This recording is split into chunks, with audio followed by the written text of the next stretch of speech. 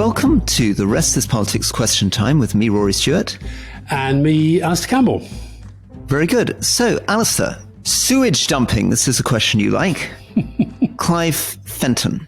I'm sure you'll be aware of all the news covering the dumping of sewage into our country's waterways and onto our beaches. I understand you voted to support this approach in a recent vote this year, did you? In Parliament, is that correct? I'd like to understand why, and given I imagine this may be addressed at me, I'm only teasing you. I'd like to understand why, and given the absolute mess, what actions you're going to take to reverse this unacceptable situation. So, Clive, I'm not actually a sitting MP, so I haven't been a member of the British Parliament since 2019, so I certainly did not vote to support this approach in a recent vote this year in Parliament. However, it is a good subject and one that's worth talking about. Basically, at the heart of it, I believe, is the incredible, lamentable underinvestment in our sewerage system, which means that the whole British sewage system at the moment, and has for a long time, depended, if there's an overflow, in discharging raw sewage into water.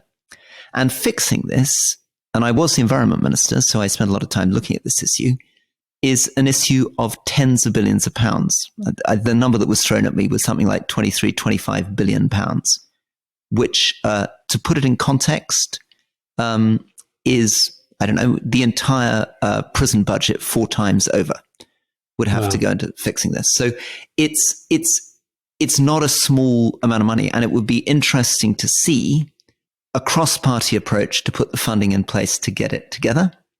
And I think there's another thing that isn't communicated to the public, which is that being a bit unfair to colleagues in the Treasury, but the impression I got from the Treasury was that they thought that £23 billion wasn't worth it for the health benefits that you derive from not putting the sewage into the water. Question here, related from Lee Williams. Your thoughts on water companies charging the customer £10 billion over 10 years to repair antiquated network, despite withdrawing over £50 billion in dividends over the last 10 years. I think this is what gets people really angry, Rory. This is, of all the privatisations, I think this is the one that really gets people's goat. And I think that people just feel that these water companies have been absolutely in it for the money, haven't really invested for the long term, and sort of at some point they stop caring about the quality of water. And of course, if you have somebody like Therese Coffey as the minister, who always seems to me like somebody who, it's almost like everything is happening around her as though it's got nothing to do with, oh yeah, well, it's not very good, is it? But it's better than it was, or it's, she actually went on television the other day and said, we've got the cleanest bathing water we've ever had. Well,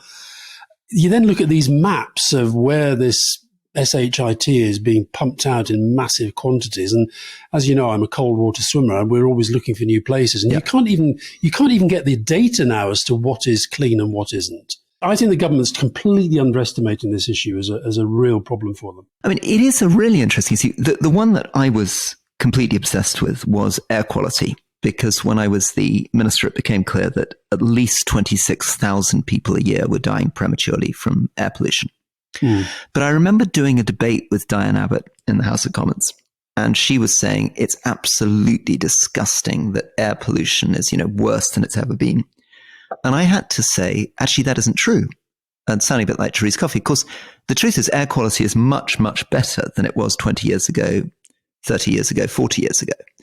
It was unbelievably bad, the nitrogen dioxide, sulfur dioxide that was in our air. And of course, you go back to the famous smogs and fogs of Victorian Britain. That was air pollution. That wasn't weather. What Dickens thought was part of the traditional London weather was simply industrial pollution. So it is also true that actually our beaches and water have, on many indicators, improved over the last 20, 30 years. But our expectations are also understandably expanding all the time. So just as I don't think it's good enough to say we don't need to do anything on air because it was worse in the past, well, 26,000 people are still dying prematurely. And you can make the same argument around sewage. Yes, it may well be that our bathing water is cleaner than it was in the past. I mean, the Thames famously is much cleaner than it was in the early 80s. And we've built a huge super sewer under the Thames, being built £4 billion super sewer under the Thames, which will make it even cleaner. But I think the public still want things better than that, don't they? Yeah. Now, Kirsty Sivapalan. I've just ordered Alistair's book, thank you. As somebody who's disabled and lives with a chronic illness, ME, which limits mobility and exertion, what can I realistically do? Do you know of any active disabled, chronically sick politician role models to inspire people like me? Actually, there is when you read the book, Kirsty, you'll find that I have a section where I pay tribute to three of my favourite MPs.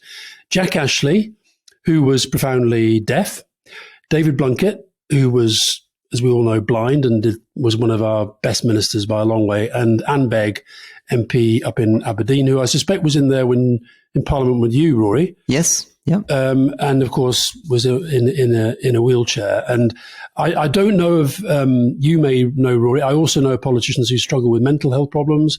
I don't know of any who have ME.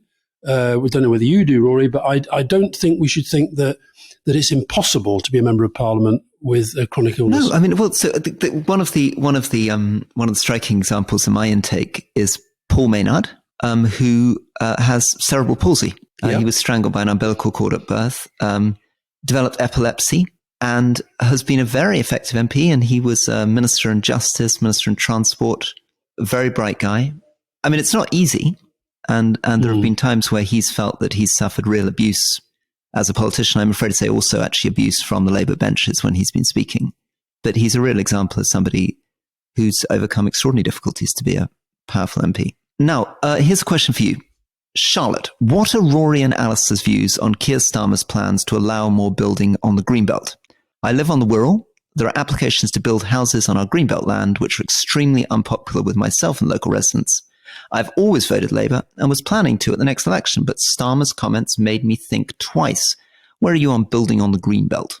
I think I'm moving towards it. I don't see how I, as you know, love the great landscapes. I think a lot of when we talk about the Greenbelt, we're not necessarily talking about great landscapes. We're talking about land that has been protected from certain forms of building, into which there has already been a sense of encroachment. And I think as long as we do have proper environmental policies, then at some point, given the housing crisis in this country, we are going to have to look at it. I'm on the other side of this. So I think the Greenbelt has been an amazing thing around our cities. I think it stopped urban sprawl. It was a really smart move.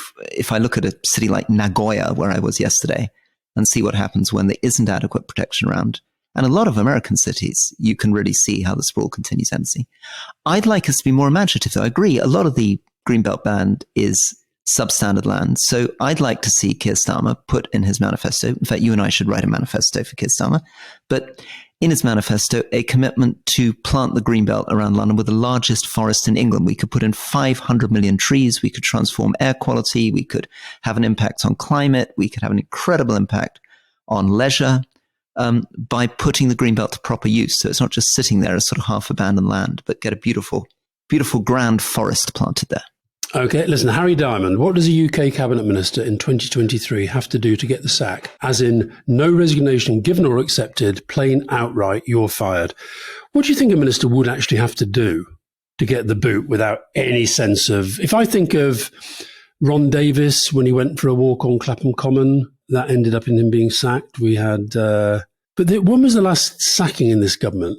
I think Ron Davis is unfortunate because I think Ron Davis is... a legacy from a period where the press were pushing for ministers who were gay, and he was stuck in a problem about not being comfortable coming out. I think that wouldn't happen today. And I think ministers are much less likely to be forced to resign over affairs. Although I guess Matt Hancock had to resign, but that was connected with breaking COVID regulations. What would it take to drive people out? Well, I mean, remember, the number of people have resigned or been sacked. Nadim Zahawi went about his tax affairs. Yeah, but they always go after a long, drawn out, try to defend them and keep going. There's not a sort of, there's nothing seems to be cut and dried anymore. And this whole thing about Sunak appears to be sort of using the ethics advisor in much the way as previous Tory prime ministers have done to sort of say, let's see if we can sort of kick the process into the long grass a bit. Oh, I'm not sure that's fair. I think this ethics advisor, Laurie Magnus, is not only pretty good, but pretty quick. I mean, I know people suspected that, but actually what happened with Nadim Zahawi is I think he was back within 4 days. Right. And as soon as he produced his report, Nadim Zahawi went.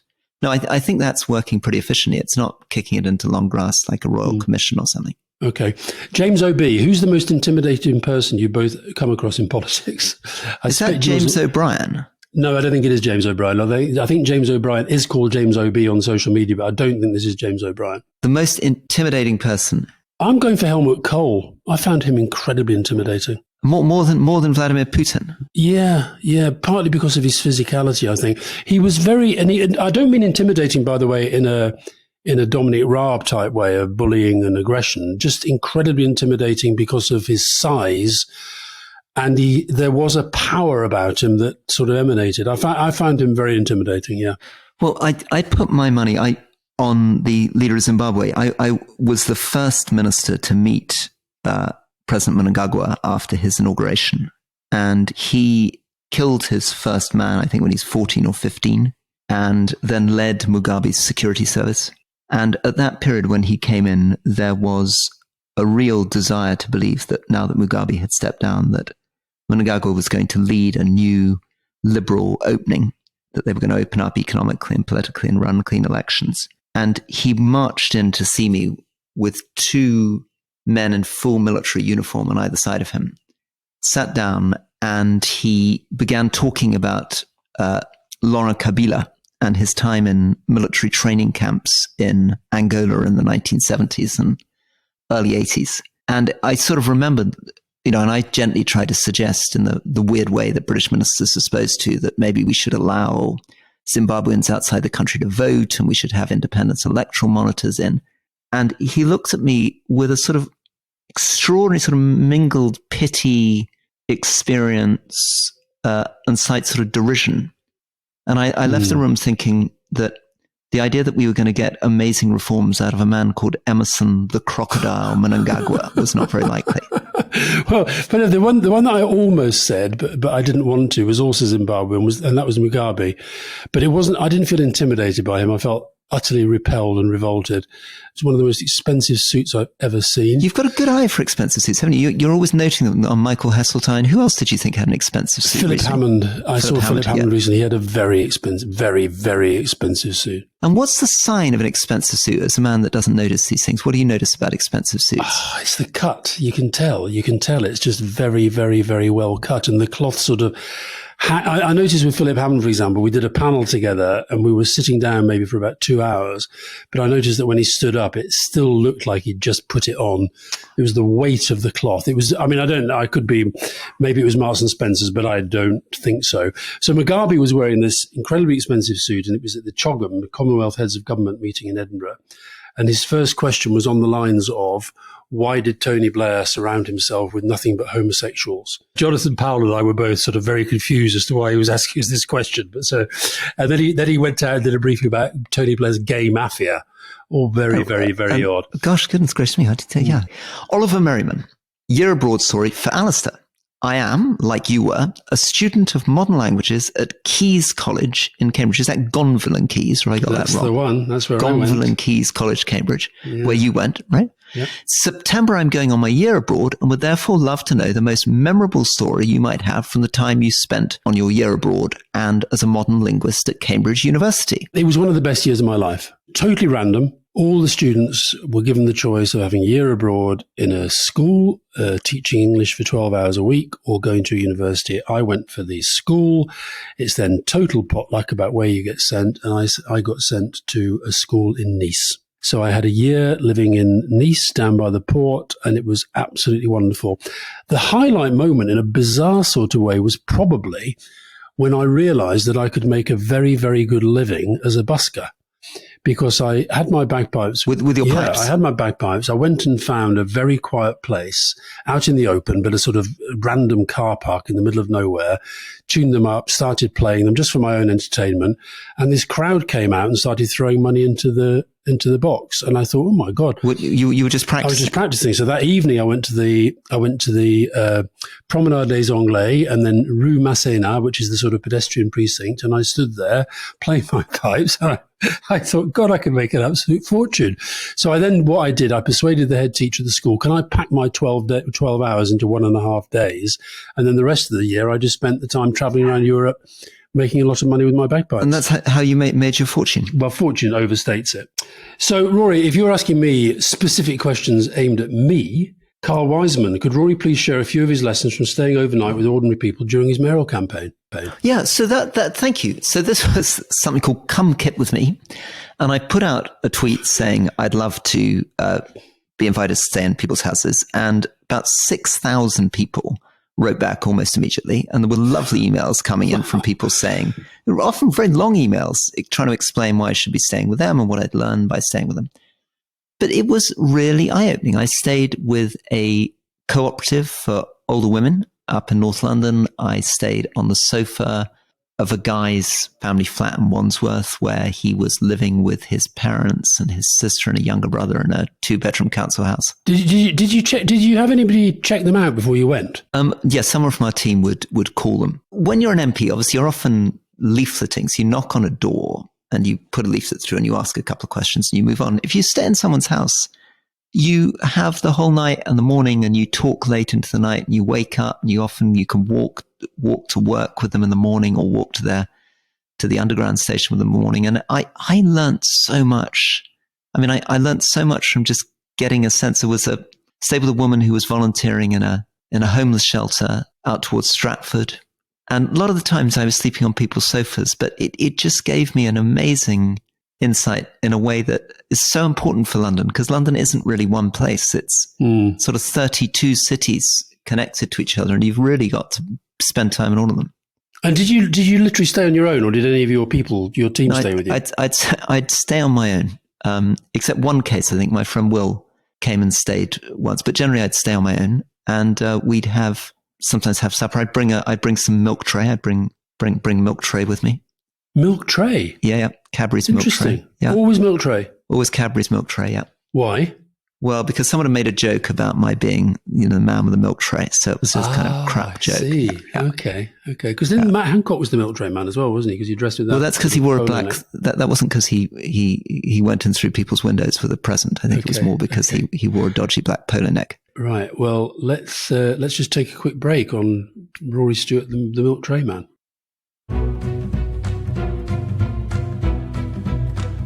Welcome back to the Rest is Politics question time.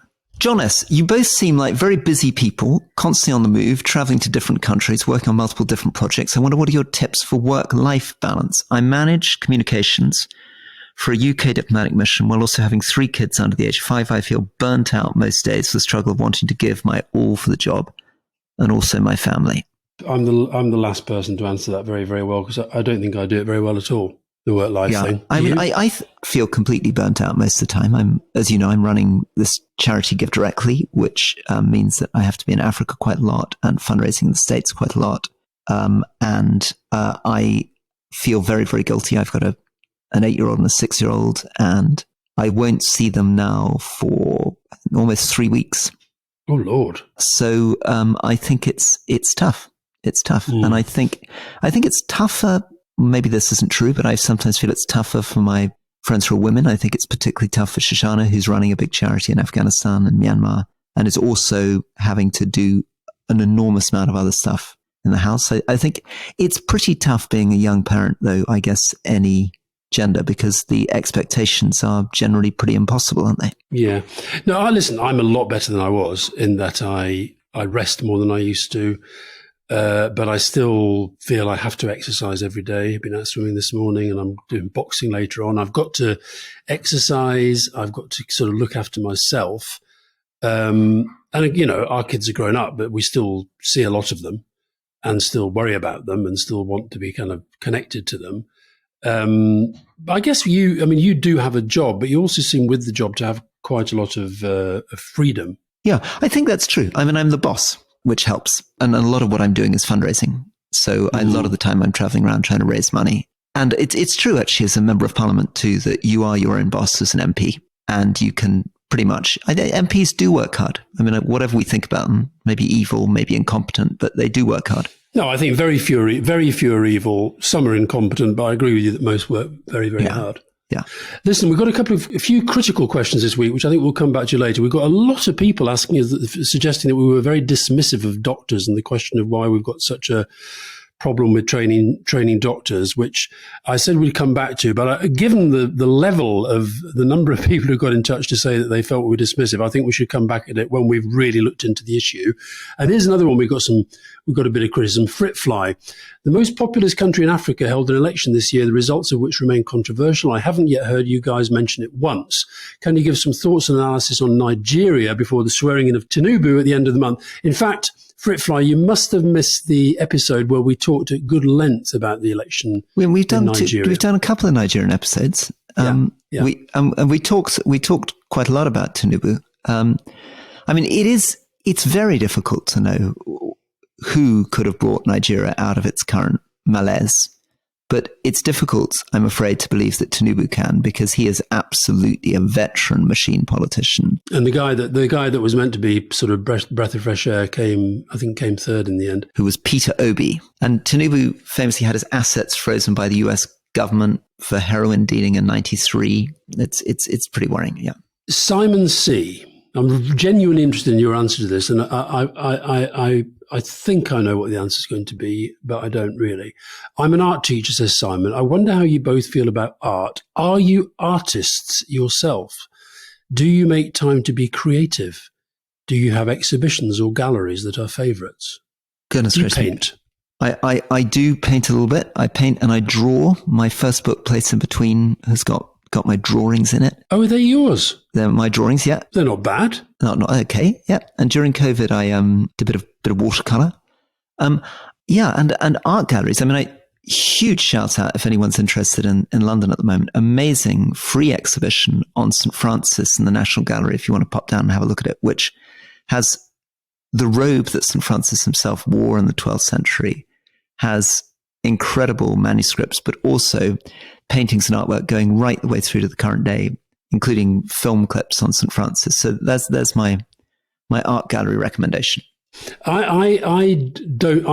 the worst, probably not the worst, but I can't paint and I can't draw, and I really wish that I could. I really admire. But you're much better at music than I am. So there we are. Yeah, but I just wish I could. I have had a go. Actually, we've got an artist, Sarah Pickstone, who lives just up the road from us, and she did help me. I did a painting for a charity. It was actually to raise funds for a swimming pool down in the West Country. And actually it wasn't bad. It wasn't bad with her at my side telling me what to do. But I would need to have that if I was to paint. I do like wandering around art galleries from time to time. Well, my complete fantasy, if I was going to do something, if I managed to retire, is I'd love to make pots. I love ceramics. I love the feeling of clay. I'm just in awe of Chinese ceramics, Islamic ceramics, Japanese ceramics. I'd love to be a potter. Okay, there you go, Simon C. When Rory Stewart becomes a potter, he can come along and teach your students how to pot. Well, I've got a good one for you here. Could you both give an example of the fun side of politics? Is if there's a story involved, even better. Any fun stories from politics, Alastair? Oh, well, actually, I can remember one in Japan. Go on then. We had a gathering recently for Tony Blair's 70th birthday, and there was lots of people who were, basically people who worked for him the whole time. And people were remembering some very, very, very good fun times. And I think I've told you the story about Tony once sort of impersonating an Ulster Unionist in the bath in Hillsborough Castle. But the one that popped into my head, because we've been talking about Japan, was when I got a message that he wanted to see me, and he was in his bedroom at the British Embassy in Tokyo, and I walked through, and he discovered the crash helmet under the bed in case of an earthquake, and there was something surreal about walking in to see Tony Blair lying on his bed wearing a crash helmet, pretending that he was in the middle of an earthquake. And so, we had a good laugh quite a lot of the time. And I also think there is a fun in campaigning. I mean, campaigns, they can be hellish. And as Bill Clinton once said, election campaigns are the one form of activity that makes everybody look like their passport photo. But elections can be very, very good fun. I can think of lots of really, really good moments. What about you? When did you have fun? Well, I think what's amazing about being a politician is that it's one of those rare professions which actually allows you to get into everybody else's house. And I think there are a couple of other professions that might allow you to do that. Maybe a police officer, maybe some kinds of journalists, but basically people often live quite a limited life. You see your friends and you go to their houses. But as a politician, you can, with your constituents, you're knocking on doors, you're going to every village, and you're going to see everything from the grandest houses to the most remote outlying farms to going into people's caravans. And I loved it. I'm quite nosy, and I love the privilege of being able to see every different type of life, being able to spend time with the traveler community or spend time with, help with lambing. There's a lot of participation. I mean, I spent a lot of time as a politician in strange vehicles, canoes, driving tractors, driving a mole plow, riding horses, all as part of being constituency MP. I mean, there's a lot of fun to be had there, particularly if like me, you're lucky enough to represent a remote rural constituency. I don't think it would be quite the same if I was representing Slough.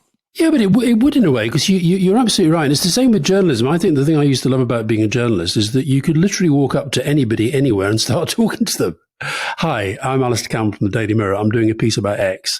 And it's incredible. 95 times out of 100, people will talk to you. Yeah, I totally love it. And I think I'd recommend as a way of getting to know your fellow man. There are very few things as good.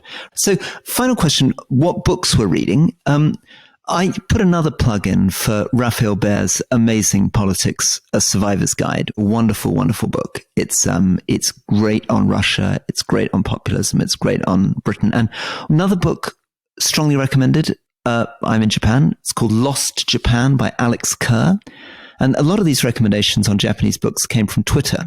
So I'm hugely, hugely grateful to Twitter. That's fantastic. If anyone's ever looking for a book, it's just such a brilliant way of getting book recommendations. That is one of the best. I agree with you about that. The social media gets a lot of flack, deservedly. But actually, when you put things out like, anybody know a good book about so-and-so? Does anybody know a nice restaurant in such and such an area?